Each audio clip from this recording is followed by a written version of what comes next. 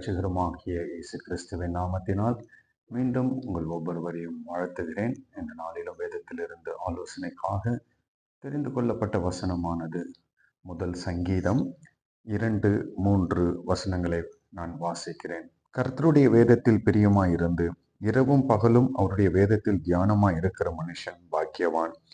அவன் நீர்க்கால்களில் ஓரமாய் நடப்பட்டு தன் காலத்தில் தன் கனியை தந்து இலையுதிராதிருக்கிற மரத்தை போல் இருப்பான்.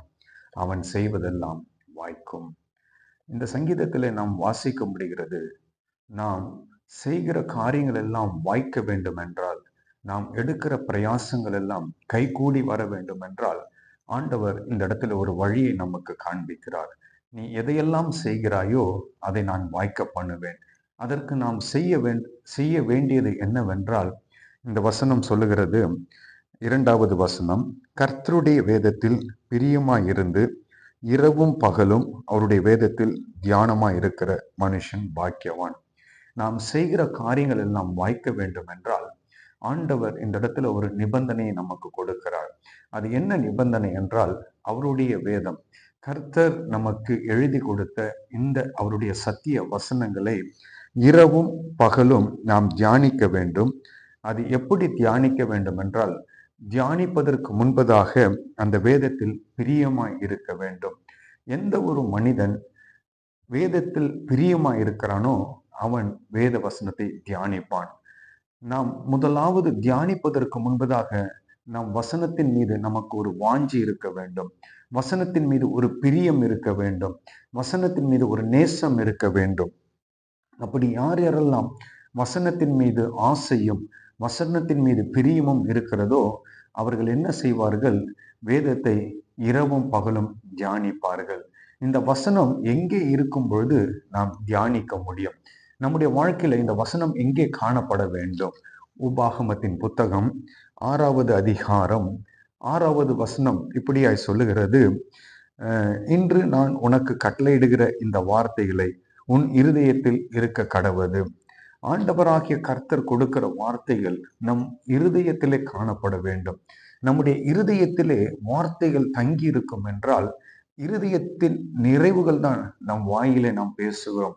எந்த ஒரு இருதயம் தேவ வார்த்தையினால் நிரப்பப்பட்டிருக்கிறதோ அந்த இருதயத்திலிருந்து வெளிப்படுகிற காரியம் என்னவென்றால், அது வாயின் மூலமாய் தேவ வார்த்தையை வெளிப்படுத்தும் என்பதை நாம் அறிந்திருக்கிறோம்.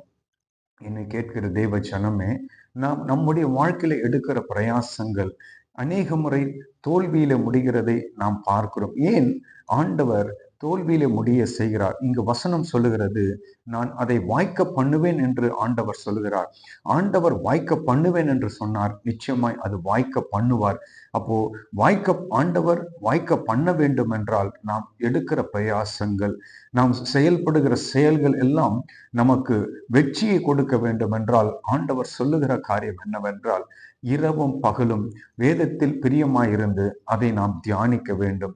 எந்த ஒரு தேவ பிள்ளை வேதத்தின் மீது பிரியமாயிருந்து வசனத்தின் மீது பிரியமாயிருந்து இரவும் பகலும் அதை தியானிக்கிறார்களோ, வசனம் சொல்லுகிறது, 3வது வசனம், அவன் நீர்க்கால்களில் ஓரமாய் நடப்பட்டு தன் காலத்தில் தன் கனியை தந்து இலை உதிராதிருக்கிற மரத்தை போலிருப்பான். அவன் செய்வதெல்லாம் வாய்க்கும் என்று கர்த்தர் சொல்லுகிறார். என்னை கேட்கிற தேவ ஜனமே, கர்த்தர் நாம் செய்கிற செயல்களை எல்லாம் வாய்க்க பண்ண ஆயத்தமாயிருக்கிறார். நாம் வேதத்தை இரவும் பகலும் தியானிக்க ஆயத்தமாய் இருக்கிறோமா? நாம் ஆயத்தமாய் இருப்போம் என்றால், இன்று கர்த்தர் உங்களுக்கு சொல்லுகிற காரியம் என்றால், அவர் நீங்கள் செய்கிற எல்லா செயல்களையும் அவர் வாய்க்க பண்ண அவர் இந்த நாளிலே ஆயத்தமாயிருக்கிறார். அப்ப நாம் செய்ய வேண்டியதெல்லாம் என்னவென்றால், வேதத்தை முதலாவது நாம் நேசிக்க வேண்டும். வேத வசனத்தின் மீது நாம் பிரியமாய் இருக்க வேண்டும். அந்த வசனம் நம்முடைய இருதயத்திலே காணப்பட வேண்டும். அப்போதுதான் நம்முடைய வாய் அந்த வார்த்தையை பேசும். நம்முடைய வாயிலே அந்த வசனம் வெளிப்படும்.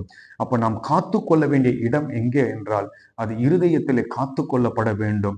அது வாயின் மூலமாய் நாம் பேசும் பொழுது அந்த வார்த்தை வெளிப்படும். இரவும் பகலும் நாம் அதை தியானிக்க முடியும். அப்படி செய்யும் பொழுது நாம் எடுக்கிற பிரயாசங்கள், செய்கிற செயல்கள் எல்லாம் கர்த்தர் வாய்க்க பண்ணுவேன் என்று இந்த நாளிலே உங்களுக்கு ஒரு வாக்குத்தத்தத்தை கொடுக்கிறார். நாம் ஜெபிப்போமாமா. நேசித்து வழிநடத்துகிற அன்பின் ஆண்டவரே, இந்த நாளுக்காய் நன்றி. நீர் கொடுத்த வாக்கு தத்துவதற்காய் நன்றி ஐயா. நீங்க செய்கிற எல்லா செயல்களையும் நான் வாய்க்க பண்ணுவேன் என்று சொன்னேன் ஆண்டவராகிய கர்த்தர். நாங்கள் எடுக்கிற எல்லா செயல்களையும் என் ஆண்டவராகிய கர்த்தர் வாய்க்க பண்ண ஆயத்தமாயிருக்கிறேன். ஆனால் என் ஆண்டவர் எதிர்பார்க்கிற ஒரு காரியம் என்னவென்றால், இரவும் பகலும் உம்முடைய வேதத்தில் பிரியமாயிருந்து அதை தியானிக்கிற மனுஷன் பாக்கியவான், அவன் செய்வதெல்லாம் வாய்க்கும் என்று சொன்னீரே ஆண்டவரே. நாங்கள் இரவும் பகலும் உம்முடைய வேதத்தில் பிரியமாயிருந்து அதை தியானிக்க கர்த்தர் உதவி செய்வீராக. கர்த்தர் தேவ பிள்ளைகள் எடுக்கிற எல்லா பிரயாசங்களையும் வாய்க்க பண்ணுங்க. துதிகான மகிமை எல்லாம் ஒருவருக்கே செலுத்துகிறேன் இயேசுவின் நாமத்தில் பிதாவே, ஆமென். இந்த வார்த்தையின்படி தாமே கர்த்தர் உங்கள் ஒவ்வொருவரையும் ஆசீர்வதிப்பாராக. ஆமென்.